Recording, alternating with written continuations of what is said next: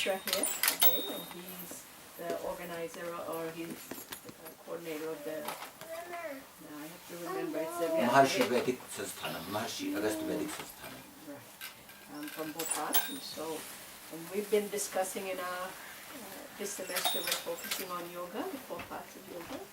And so, Puji is going to talk a little bit about those 4 parts of yoga. Hari Om and Namaste to every one of you. My fear about the presence of the children and the subject discussing to please and satisfy them is no longer there because I have the senior people present here and find myself at liberty to discuss serious things and have a serious business this morning. It's a very happy moment for me to be with you there in a land far distant from India, all believing, all desiring to go to the root of Indian culture, Indian wisdom, and the philosophy which is eternal, perennial philosophy. The topic she wanted me to discuss was 4 paths of yoga. I have been working on this science, the science of yoga, for long. Right in 1968, when I did my post-graduation in English, American literature is one of the subjects, my favorite. I went to Maharshi Mahesh Yogi. I lived with Maharshi Mahesh Yogi. I traveled with him throughout India. There were many followers, including Beatles, Mia Farrow and all those people. They went to him. Your Deepak Chopra, Sri Sri Ravi Shankar, they are all in his following. So I lived with him. I translated some of his books. Ever since then, afterwards, I was also for some time working with American Peace Corps. Peace Corps volunteer used to go to India at that time. That was in 1970. I was teaching them Indian culture. And somehow that association, that affiliation is very deep. Then afterwards, serving in administration, I have been doing this work. I was discussing with Mr. Vivek that practically each and every school of yoga, knowledge, art center in India, I tried to visit. I had Shaktipat initiation by Swami Shivom Tirji Maharaj.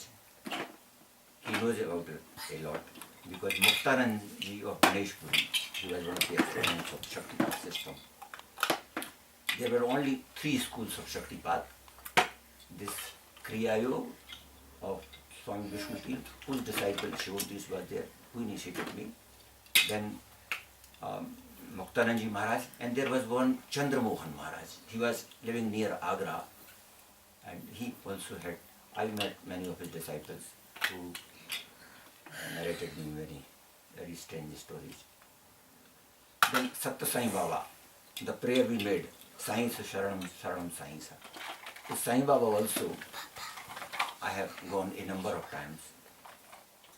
Puttaparthi, in Puttaparthi, and I have recorded some experiences, some miracles, having witnessed myself regarding Sai Baba in the book, one of my books, The Gita for All. So this yoga, and in fact, why we talk about yoga? There are 6 systems of Indian philosophy, Shad Darshan. 6 systems. Why do we have 6 systems?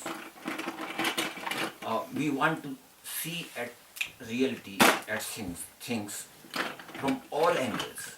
So all 6 angles have been considered by Indian philosophers to be the right choice of looking into the reality state. So these systems, Nyaya, Vaisheshik, Sankhya, Vedanta, Karmamimamsa and Yoga. There are different exponents of these systems. Yoga, thus, is one of the 6 systems of Indian philosophy. The basic difference between other systems and yoga is this: whereas Sankhya believes that there are 2 complete powers, 2 independent powers, Prakriti and Purush. They are important about the creation of this world. Who are responsible for creating this world? Prakriti and Purush. Equally important. Nature and God. They are equally important. Prakritam Purusham Chai Vidyanadi Obhavapi. Gita also says, just take nature and God to be infinite, beginningless. Prakritam Purusham Chai. So Sankhya believes that God and nature, they are beginningless. But Vedanta says, no, it is just God who has created nature. So God is all in all. Maharshi Vadarayana, he has written Vedanta Darshan. And the first sutra of it says, Athato Brahma Jigyasa. I am now talking about who God is. That is my inquiry. And while inquiring that, the second aphorism says, Janmadyasyatah, from whom this world, including nature, has born. So in Vedanta, God is all important, nature is secondary. And in yoga, yoga says that although we are an individual identity, a soul, a spirit, but we have the power to realize God by our efforts. So efforts are very important. We have been talking about efforts. So this, you can yourself make a God. You can yourself reach Godhood by practicing yoga. So therefore you value. The most exponent Rishi of yoga, as you know, is Patanjali. His Yoga Darshan, which has 5 sections in it, is the most authentic, the classical science of it. Gita is a further development. Krishna develops this philosophy into and makes it more practical. There are other scriptures also, Yoga Shikhopanishad, Hatha Yoga Pradipika, Gheranda Sanhita. These are some other books on yoga. When we talk about yoga and talk about Patanjali, I was talking to him that I have been telling my people in our country, in different forums, that it is so important a book, so important a science, the Yoga Darshan of Patanjali, that without teaching Yoga Darshan of Patanjali, no one in India should become graduate. Because it is such a psychological science that all modern psychological approaches, it transcends. I was also telling him, Shilpa mentioned Wendy Doniger a few days back in her mail. She sent her mail to many of us. Wendy Doniger, we have been discussing about Wendy Doniger in our country. She has written a book, Hinduism and Alternative History. In it, she has criticized everything, and although she is so important a personality, director of Indology in Chicago probably, but in it, she criticized Indian gods and goddesses in a perverted way. Therefore, a case against her was launched in Indian court, and she had to the book was published by Penguin. She had to withdraw the book.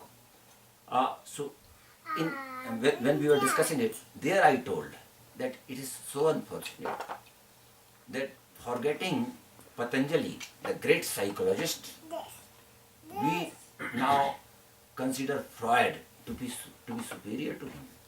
It is so unfortunate that we are forgetting Vyas, we are forgetting Valmiki, and we consider Marx to be superior, a greater historian than Vyas and Valmiki. It's all that unfortunate. So, this Patanjali, in his Yoga Darshan, he talks about 8 steps, Ashtanga Yoga, 8 limbs of yoga. He was asking me that whether it is necessary that we go through all the stages of Yam, Niyam, Asan, Pranayam, Pratyahar, Dharana and Dhyan and Samadhi. These are the 8 steps of yoga. Yam, Niyam, I will also explain a bit what Yam is, what Niyam is. Yam, Niyam, Asan, Pranayam, Pratyahar, Dharana, Dhyan, Samadhi. So whether it is necessary, he asked me to go through stage by stage. When I was with Maharishi Mahesh Yogi, he used to argue that you just meditate and other limbs automatically will evolve. Because it is not there that when a child is born, first his arm will develop, then the leg, then the mouth, then the eyes or so and so. So it all evolves simultaneously, all at a time. See, wheresoever you begin from, the evolution will be there, the development will be there. I also discussed this point with Swami Satyanandji. Swami Satyanandji is one of a very important disciples of Swami Shivanand of Rishikesh, the founder of Divine Life Society. Swami Satyanand, he had in his emblem Agya Chakra. Agya Chakra, you know, it has three points, 3 root letters. Hum, Om, Cham. That was his emblem. Hum, Om, Cham. Agya Chakra is here. I will also tell you something about what these plexus, the chakras are, and what relationship they have with the yoga system.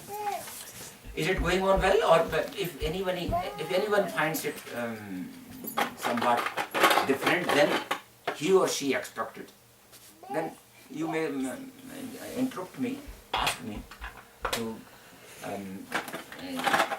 talk differently or talk in detail on one point which I have mentioned somewhere.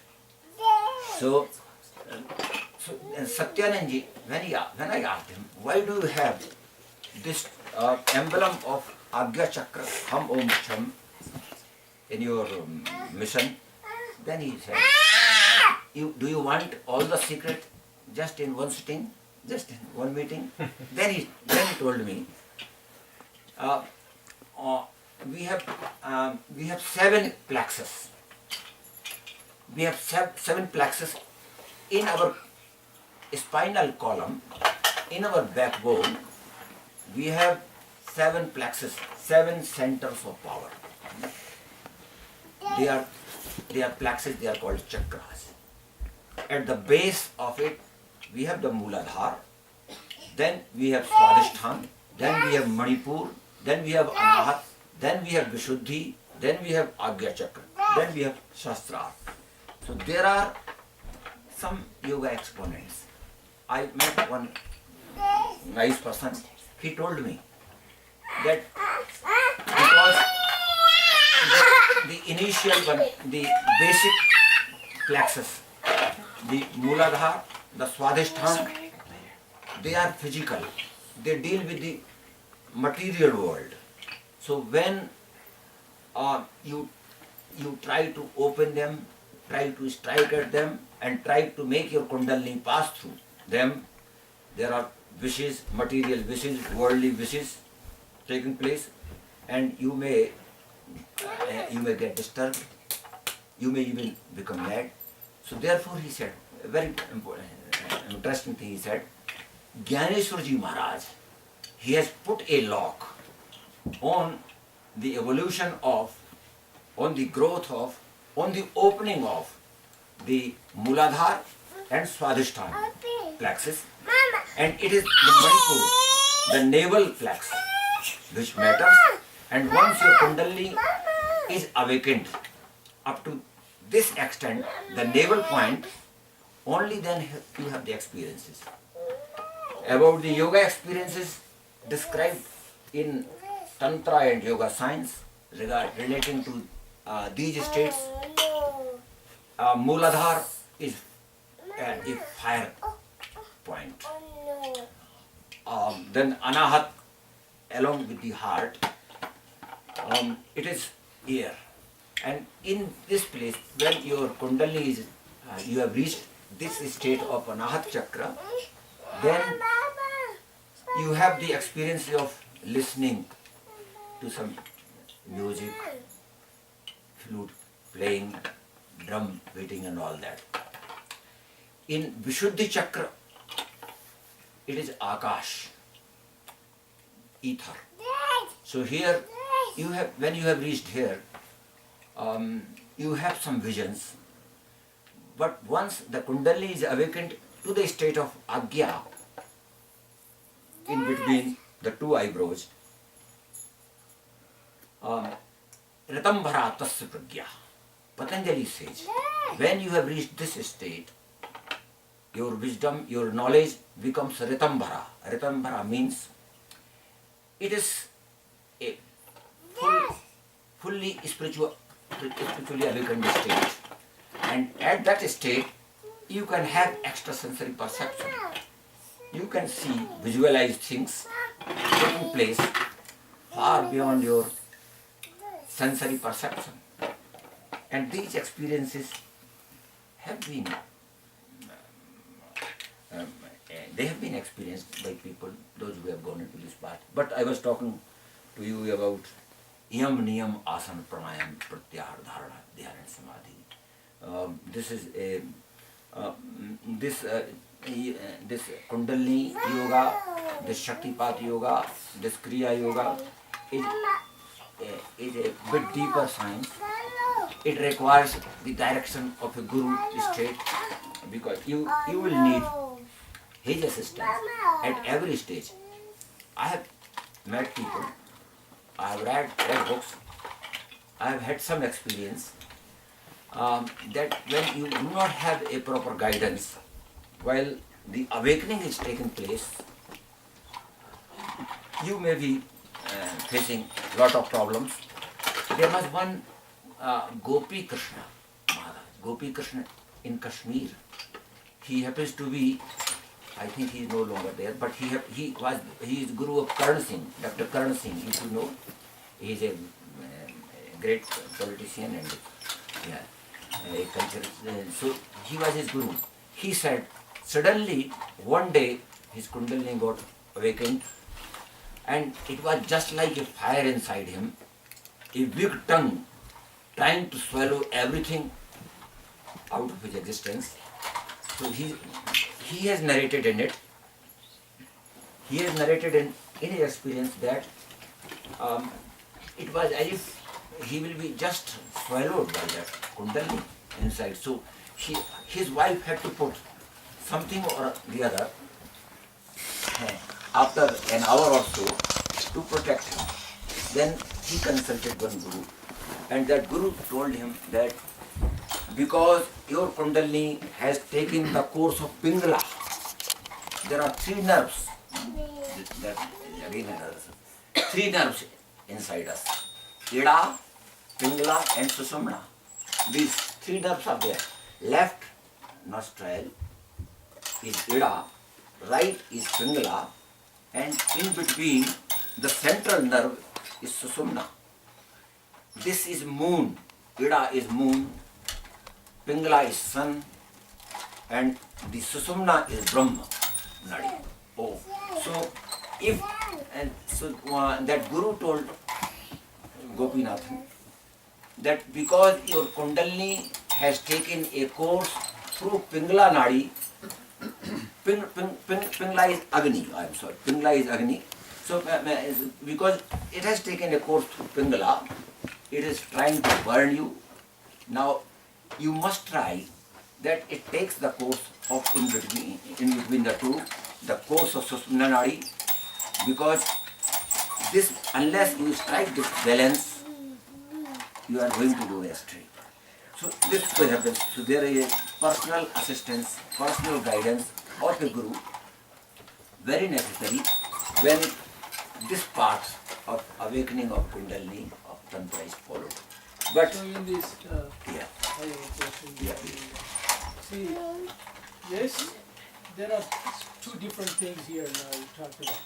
One is yoga and its eight sections of those. It limbs, Ashtanga. Yeah, Ashtanga yoga. And then you talk about the chakras. Yeah. So these chakras, people are awakened, like Kundalini. Yeah, Kundalini passes through the chakra centers. So It passes through by getting awakened. Yes. So in all of it, 8 Ashtanga yoga, Huh. where does it fit? Because Swami Paramahansa Yogananda, in Yes, his yes. book, In his Kriya Yogananda, autobiography of yoga. yeah, in the beginning, Huh. he has explained about the all the chakras and Kundalini and everything, and he didn't mention later on how they are related. So you have any